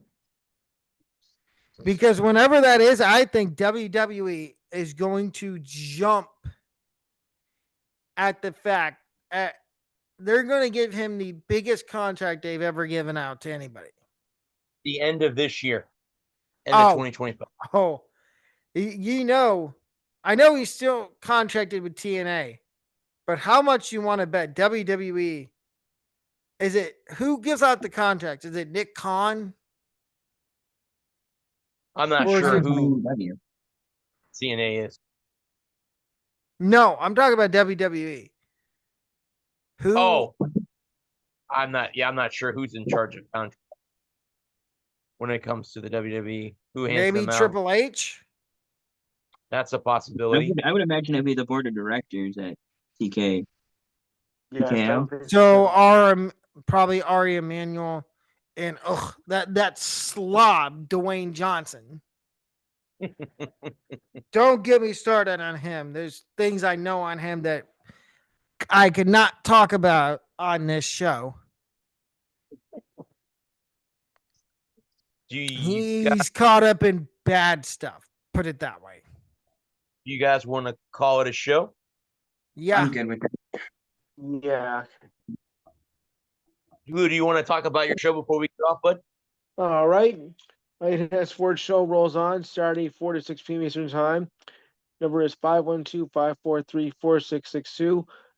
We'll continue on with, of course, the conference finals in the NBA and NHL. The last of the weeks of the UFL football season. We'll continue with MLB. Any NFL news that'll come along. We'll recap the Indy 500, and we'll have our best and worst of the month. And of course, also have our regular features. This week in sports history, the ridiculous sign of the week, sports trivia in this day in history. So remember, it's 512-543-4662. Again, 512-543-4662. And don't forget to like and share the Facebook page. And hope to see you on there Saturday. All right. If you guys want, we can go, since you brought up the Indy 500. If you guys want to, and I'm not the biggest motorsports fan, so I'll do some research, but we could do Indy, F1, and NASCAR next week. Okay. I know that's Okay. Adam's expertise is those, but we could do that next week. You can research drivers or owners. It doesn't have to be drivers. It could be owners. It could be announcers. It doesn't matter whoever you feel you want to put up there, but we'll do that next week. We'll be back, guys. We'll be back to our normal schedule next Thursday. So a week from 2 days from now, we will be back to our regular schedule. I want to thank the men and women of our armed services for what they do. Memorial Day was yesterday, so thank you to all who did that. Thank you to our first responders as well. And we are sponsored by biotropiclabs.com. We are part of NGSE Sports. I am the sports sir Bradley Walker. This has been the Walker Report. We'll see you next Thursday. Till then, peace. All right. Send it. Gentlemen, have a very good evening. Turn You your too.